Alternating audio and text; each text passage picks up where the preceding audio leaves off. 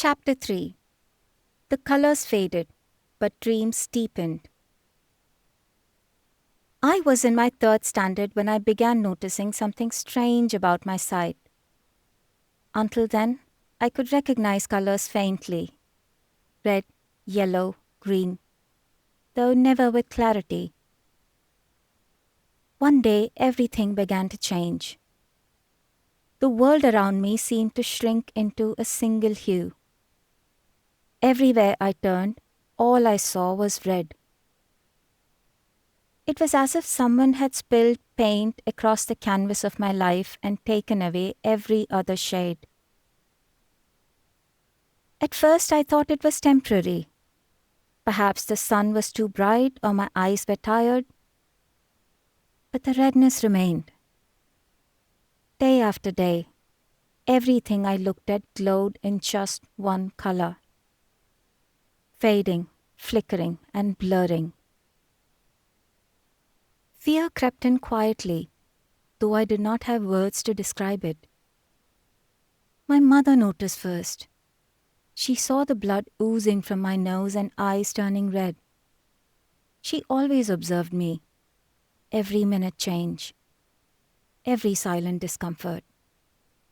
Her eyes, though wary from years of adversities, never missed the smallest detail about me. She held my face gently, asking questions I couldn't answer. And as always, she gathered her courage and took me to Sarojini Devi Eye Hospital. The doctor prescribed medications for a few days, but they did not provide any relief. My right eye began to burn. We returned to the hospital. The doctor shone light into my eyes to examine them. In a low voice, he told my mother that my right eye was not responding. It was her worst fear. He further added that it must be removed, otherwise it might harm me. I heard those words but did not understand what removal meant. To me, the world sounded like misplacing a toy, taking something away and keeping it aside for later. While I was trying to figure it out, I heard my mother's soft sobs that carried the weight of helplessness. She agreed to the surgery. She prepared me. But nothing could have prepared me for what came next. The day of surgery arrived. The operating theatre was cold, metallic, and unfamiliar. Strange voices floated above me, machines thrummed, and then everything slipped into darkness under anesthesia. When I woke, the pain was unbearable. The right side of my face burned even more. A band-aid pressed against my eye socket, pain throbbing with every heartbeat. I held my mother's hand and cried, "Amma, it hurts." She stroked my hair with shuddering hands and whispered again and again, "It will pass, Nani, it will pass." That's the name she used lovingly for me. But the pain didn't subside. It throbbed through the days and nights that followed.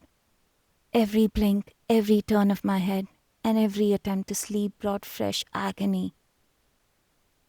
Even today, the memory of it sent shivers through me. Recovery was slow. Even painkillers barely helped. I grew used to the bandage, to the hollow where my eye had once been. Yet something inside me changed. Until then, for 8 years, I thought blindness was the absence of light, a condition I was born with. Now I understood loss. It is the experience of having something and then having it taken away. Even as I slowly adjusted to life without sight, the world seemed reluctant to spare me. In the same year, chickenpox swept through our family.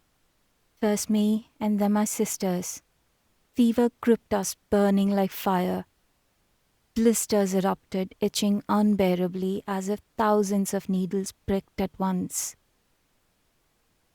My mother sat beside me, fanning me, applying neem paste to cool the rashes, and singing soft lullabies even when her own body ached. While all of us were yet to recover, my father, drunk and angry, insisted we leave immediately for Jijivaram, his hometown. In the middle of illness, we boarded the bus. I still remember that humid night, my body burning with fever, my sisters whimpering beside me, and my mother holding us close as the bus moved down the dark road. I couldn't understand why we had to travel when we were so sick. I felt the storm of my father's anger and the unshakable shield of my mother's arm protecting us all. Those nights left scars that no one could see, yet they remained. I was still a child, but I had already learned to live with pain, sudden displacements, and uncertainties of tomorrow. While my parents and sisters stayed in Jijivaram, I was sent back to my hostel in Hyderabad.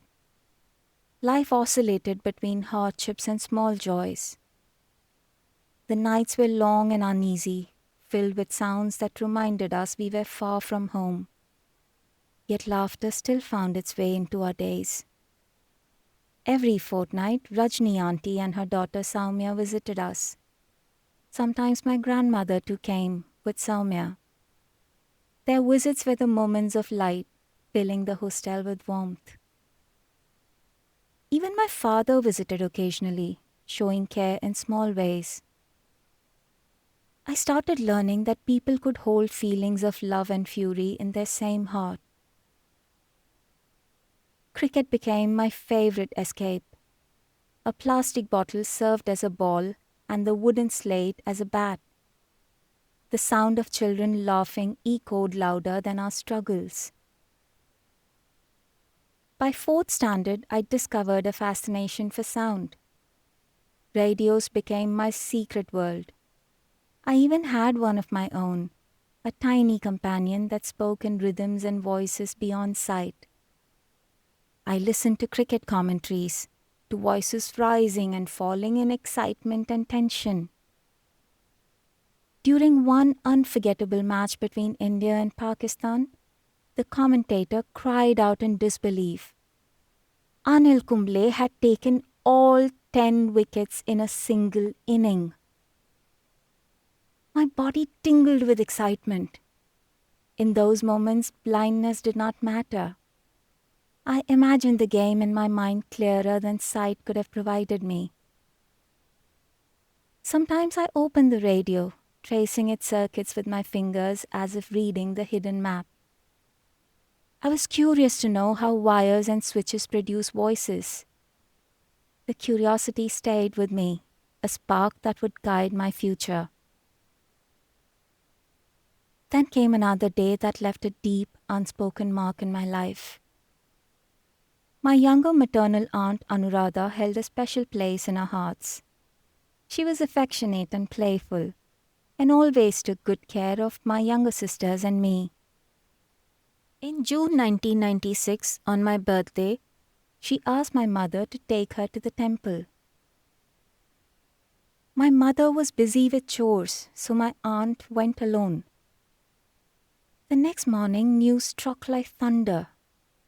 She and the man she loved, Shrinu, had taken their own lives, afraid their families would disapprove of their marriage. I was too young to grasp the situation, but I knew something irreparable had happened. My grandmother's wails filled the house. My mother was speechless, and I wondered silently, if Amma had taken her to the temple, would things have been different? That tragedy taught me early what many learn late. That love can be crushed by fear. The family honor can weigh heavier than life itself. Every moment with those we love is precious, That incident shaped how I valued relationships for the rest of my life. By the end of that year, I was no longer the timid boy who once feared the sounds of cinema halls. I had endured pain, be it emotional or physical. Yet I found joy in the games and voices that spoke to me through radios. The colors had faded from my world. My right eye was gone, and even the faint shades of red vanished. But I somehow had a different vision, the one made of sound, imagination, and resilience. That was when I began to understand. Blindness might take away the light, but never my dreams.